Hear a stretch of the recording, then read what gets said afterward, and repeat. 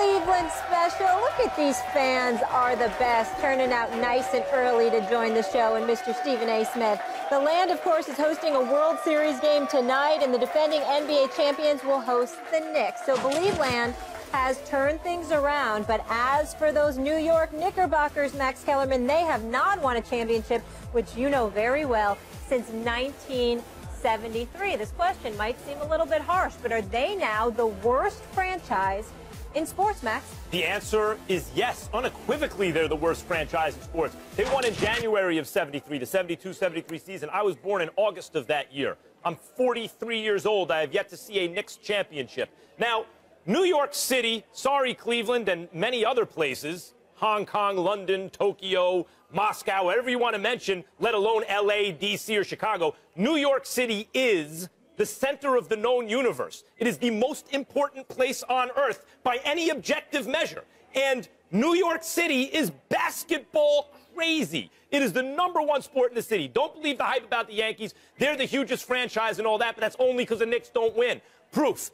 In the late 80s, when Patrick Ewing was leading a very good but not great team, they didn't win any championships, the Knicks got $1,500 a pop for courtside seats. What were the Yankees getting for their best seat at the time, or the Giants? $100, something like that. And it's not even a supply or demand issue. And demand issue, when you look at the number of tickets available, there's no way the Knicks should have been getting 10 times what the Giants and Yankees got. And yet they did it. There has been zero competition until very recently in the 5 boroughs for the fans' affections. The Nets were in Jersey for the longest. There's no competition, and yet with no competition in the most crazy basketball place in the world, which is also the center of the known universe, the ineptitude of this franchise, and forget about just the 43 years no chips, they are frequently a laughing stock. They're not a well-run organization that just fails to go all the way a lot of the time. They are frequently a laughingstock with James Dolan, arguably the worst owner in sports. The Knicks are, in fact, the answer, considering the city, considering the level of basketball interest, and considering their not only futility in the postseason, but their laughingstock status on an annual basis. They are the worst franchise in sports, Stephen A. Smith. I'm going to disagree with you, even though I'm disgusted with my Knicks these days. I'm still going to disagree with you and come to their defense in this regard. There's a Sacramento Kings squad that has been in turmoil. They haven't been in the playoffs in 10 years, and there's nothing else going on in Sacramento. You want to watch baseball, you want to watch football, you got to go an hour, hour and a half away to San Francisco in order to pull that off for Oakland, okay? I look at that. And they don't have any championship on their resume. In football, I look at the Jacksonville Jaguars. They've been to conference finals in 1999. Ever since then, they've got 2 playoff appearances and nothing else to speak of. They've been a moribund franchise on their way to nowhere for many years. I'm going to put them into the equation. I'll stay in the city of New York. And although I'm happy that Todd Bowles is there and I believe that he can help get this turned around, and McCagnon as well, the New York Jets have not won a Super Bowl since 1969. That was Super Bowl III.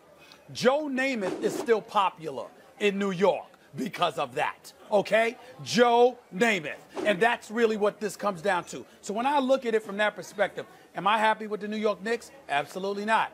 But they did go to the finals in 1994. They did go back to the finals in 1999. They did go to the playoffs and win the semifinals of the Eastern Conference playoffs more than 3 years ago when Mike Woodson was their coach before Phil Jackson interrupted everything by bringing Derek Fisher in to coach the team. And then after that, Kurt Rambis. And now he's got Jeff Hornacek, and we're wondering when Phil's going to leave for L.A. All of these things are true. But in the end, there's been plenty of franchises that have been worse than the New York Knicks, is bad as the New not York considering Knicks the stakes. I'll even address the Jets' point. See, every major market, when they have 2 teams, generally, you have the heritage franchise, the Yankees, and the clown franchise, most years, the Mets, although not recently. The heritage franchise, the Giants, and the clown franchise, most years, the Jets. The heritage franchise in New York for basketball is the clown franchise. The Knicks are a clown franchise, and they're the heritage team in the biggest market that is basketball crazy. It is beyond, as a reformed Knicks fan, all I can tell you, because I don't know if I can root for them so long as Dolan owns the team, It is beyond infuriating. It's beyond infuriating. I don't know what else to say about it. He's got to sell the team. Even now, Knicks fans like you are thinking they can make the conference finals. They're not making a conference finals this year. They got no bench. Derrick Rose isn't what he was. I mean, even this year. And because the fans are so loyal to the Knicks and they sell out every game no matter what, they remain a terrible franchise. They're the worst. And they're getting better, and they're still terrible. Well, you're still talking. They went to the playoffs 12 straight years. Eastern Conference Finals during the whole Patrick Ewing era. They went to the finals twice in the 90s. The ineptitude that has really sullied this franchise was for a decade, but I just brought up to you the Jaguars and the Sacramento Kings and others. That's why I can make You're going to compare Jacksonville and Sacramento to New York City? Yes. In terms of ineptitude, yes, I am. Think about the number of fans that they disappoint. Where the Knicks have 20 million fans, how many fans does Sacramento Kings have? Like, think about that. No. Well, you're thinking about, as usual, you're thinking about numbers. I'm thinking about impact. If you're in Sacramento and you have nothing to do but basketball, it's a problem. It's just like the Lakers. They stink now, even though I think they're going in a good direction with Luke Walton. But if that doesn't work out, there's other things to do. If the Rams don't work out, there's other things to do. You're in Sacramento. What you got? You're in Jacksonville. What do you have? So to me, you're making the arguments in terms of populace and how more people, how more people are impacted. I'm saying to you, the fan base that you have, when you disappoint them, a legitimate argument could be that it resonates more profoundly with them because they have nowhere to turn, because they don't have a baseball team or they don't have a football team. Fans, New York has everything. You're going to compare the sadness of 3 million fans to 20 million fans. Yeah, I get it. No, it's not comparable. It's not comparable at all. I said that distractions. I said that distractions. In other words, there's more to do. I've spoken to Knicks. You're living proof. That's why your argument doesn't make sense. Because you're living proof. You came from L.A. When things wasn't going on in L.A., what did you do? You found other things to do because you was chilling in the Southern Cali sunshine. That's what you were doing. But Sacramento, they don't have that option. Who tell me that the Knicks don't even bring them back. The Knicks is a franchise. Hey, we'd all be willing to come back. And think about that championship team. Think about the caliber of person that was on that championship team between Clyde Frazier and Willis Reed and Dave DeBusschere and Bill Bradley, who ran for president. And the Knicks don't even trade on their history or heritage or traditions. They don't ask for those guys' help in every single way until very recently. What does that have to do with the price of tea in China? Anyone else, and they're still not run well enough. Well, nobody said they run well enough. What I'm saying is there are other organizations that at least over the last 20 to 25 years that you can legitimately argue have been worse. That's all I'm saying. Ain't nobody saying that the New York Knicks have run their organization. We're saying no, now, that's not true. You got to go back because to the New 90s. York in the 80s. That's right.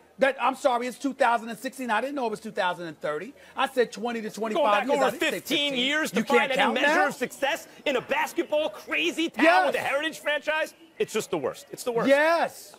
Yes. Well, you say it's the worst because you're personally affected, which so am I. Well, sure. But I look at Sacramento and I say I'd still rather be in New York than Sacramento. I'd still rather be in New York than Jacksonville. Well, yes, but that has nothing to do with the teams. All right. This one's personal, but I enjoy Fired Up Max. Excellent. Welcome back to a special edition of First Take. Stephen A. is live in Believe Land, where the crowd is fired up. There they are, about the World Series and the Cavs getting their rings. Again, we appreciate you guys all coming out. The NBA season kicks off tonight, where the defending champion Cleveland Cavaliers host the New York Knicks. Last month, LeBron said he supported Colin Kaepernick's right to protest the anthem, but he plans on standing, and Carmelo Anthony said he admires Kaepernick's protest but says he will also stand. So unlike the NFL, the NBA has a rule that states players must stand respectfully during the playing of the national anthem before all games. Max, should players be protesting tonight? Yes, and I'll tell you why. The answer is yes, they should, and I'll tell you why. Because they should follow their conscience. And if there are 450 players in the league, 30 teams, 15 players on each roster, 450 players, and 1% of them feel that their conscience is telling them that they want to do this, and I would say based on what we've seen in the NFL, that's a pretty good guess. That's 4 or 5 guys who probably don't want to stand to make a statement.